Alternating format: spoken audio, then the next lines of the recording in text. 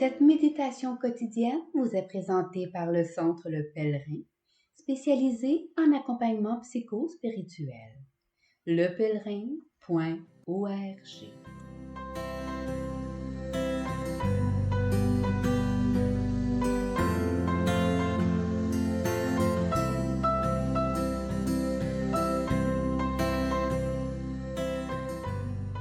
Évangile du lundi 27 février. Première semaine de Carême. En ce temps-là, Jésus disait à ses disciples : « Quand le Fils de l'homme viendra dans sa gloire et tous les anges avec lui, alors il siégera sur son trône de gloire. Toutes les nations seront rassemblées devant lui. Il séparera les hommes les uns des autres, comme le berger sépare les brebis des boucs. Il placera les brebis à sa droite et les boucs à sa gauche. Alors le roi dira à ceux qui seront à sa droite : « Venez, les bénis de mon Père. Recevez en héritage le royaume préparé pour vous depuis la fondation du monde. Car j'avais faim et vous m'avez donné à manger. J'avais soif et vous m'avez donné à boire. J'étais un étranger et vous m'avez accueilli. J'étais nu et vous m'avez habillé. J'étais malade et vous m'avez visité. J'étais en prison et vous êtes venus jusqu'à moi. » Alors les justes lui répondront : « Seigneur, quand est-ce que nous t'avons vu ?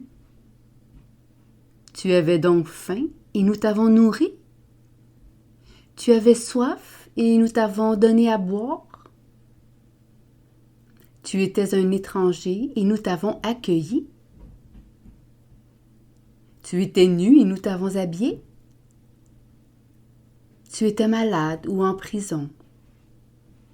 Quand sommes-nous venus jusqu'à toi ? » Et le roi leur répondra : « Amen, je vous le dis, chaque fois que vous l'avez fait à l'un de ces plus petits de mes frères, c'est à moi que vous l'avez fait. » Alors il dira à ceux qui seront à sa gauche : « Allez-vous-en loin de moi, vous, les maudits, dans le feu éternel préparé pour le diable et ses anges. Car j'avais faim et vous ne m'avez pas donné à manger. J'avais soif et vous ne m'avez pas donné à boire. J'étais un étranger et vous ne m'avez pas accueilli. J'étais nu et vous ne m'avez pas habillé. J'étais malade et en prison et vous ne m'avez pas visité. » Alors ils répondront, eux aussi : « Seigneur, quand avons-nous vu avoir faim, avoir soif, être nus, étrangers, malades ou en prison, sans nous mettre à ton service ? » Il leur répondra : « Amen, je vous le dis, chaque fois que vous ne l'avez pas fait à l'un de ces plus petits, c'est à moi que vous ne l'avez pas fait. » Et ils s'en iront, ceux-ci au châtiment éternel, et les justes à la vie éternelle.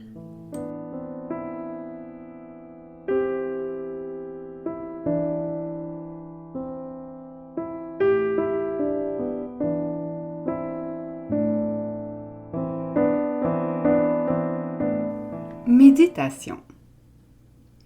Nous manquons toujours de quelque chose. La neige tombe et nous grelottons de froid. Le soleil brûle et nous cuisons de soif.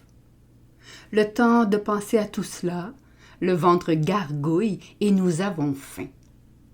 Le manque nous dit que nous ne sommes pas complets, que nous avons besoin de l'autre pour être nous-mêmes. Notre corps nous pousse à tendre la main pour guetter un sourire, le pain d'une parole. Créé par Dieu, le manque est très bon, puisqu'il fonde la relation, nous permet de voir l'autre et d'être vu. Mais ce manque est parfois mal accueilli. Il peut devenir une douleur qui nous expose à des indifférences et des malheurs. Ce manque peut être tellement souffrant que nous finissons par haïr notre condition humaine. Alors le besoin bafoué suscite le dégoût. Et déçus, nous nous disons, « C'est promis, je me débrouillerai tout seul. » Le soupçon jeté sur la bonté de la création par le serpent siffle à nos oreilles.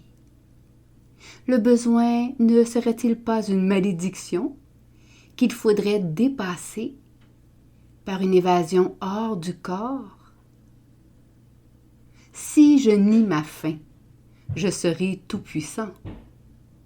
Si je m'imagine vivre au-dessus de ma faim, si je plane au-dessus de mon besoin, ne vais-je pas m'élever spirituellement? Ne vais-je pas m'évaporer dans un ciel plus bleu? Peut-être qu'enfin, en contrôlant mon corps et mes besoins, je sortirai de cette dépendance qui m'attache aux autres. Mais ce manque, créé par Dieu, contient un appel. Il veut dire quelque chose. J'ai besoin de toi, tu as besoin de moi. Nous pouvons vivre ensemble dans une relation qui nous tisse l'un à l'autre. Si le chemin vers moi passe par l'autre et que le chemin de l'autre passe par moi, c'est que ce va-et-vient qui va de l'un à l'autre coud une unité de frères. Nous sommes des branches et des feuilles verdies à la même vie. Bois de la même sève, l'humanité se lève comme un seul homme. Car l'humanité est un seul corps, en millions de personnes unies par ce qui nous sépare. Le besoin qui sépare est aussi ce qui nous coud ensemble. Le besoin qui sépare rapproche si l'on se parle, si l'on se regarde.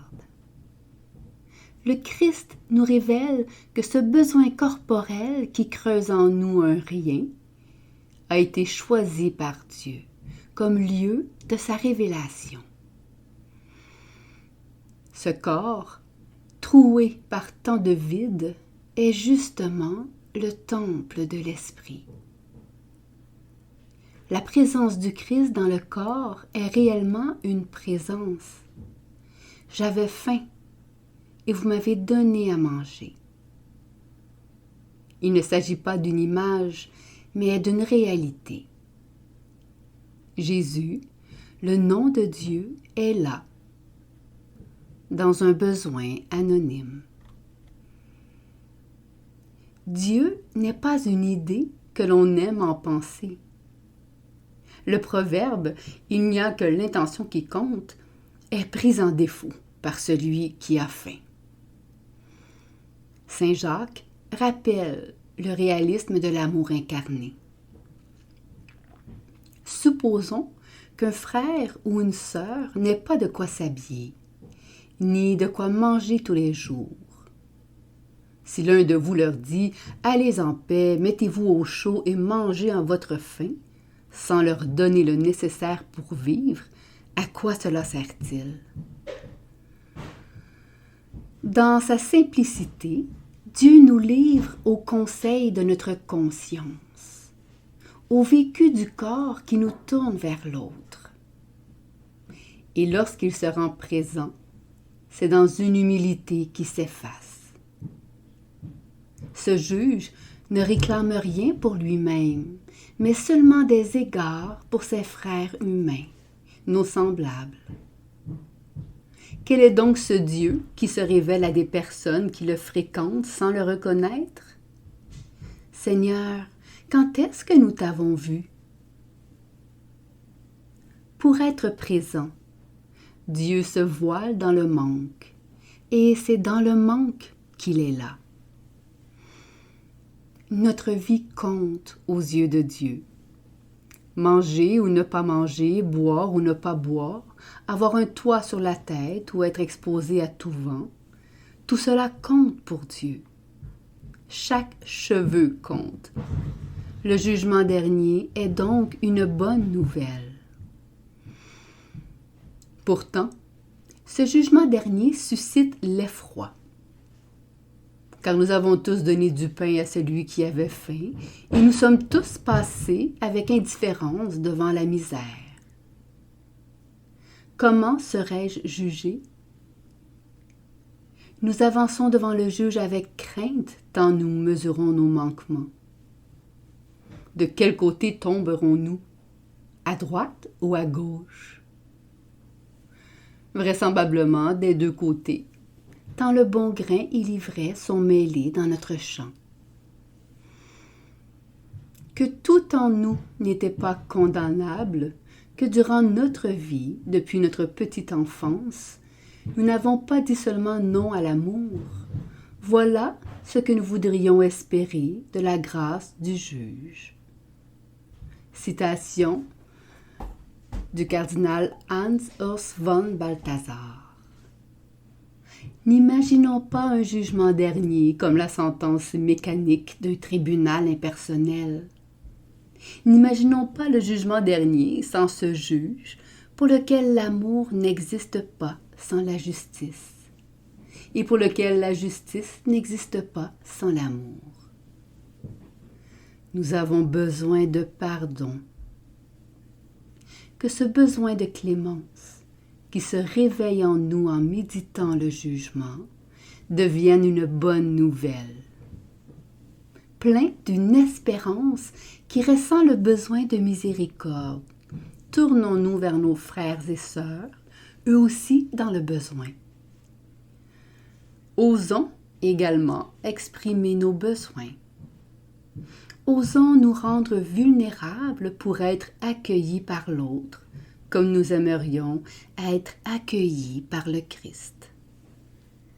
Méditation écrite par Vincent Rijfstek.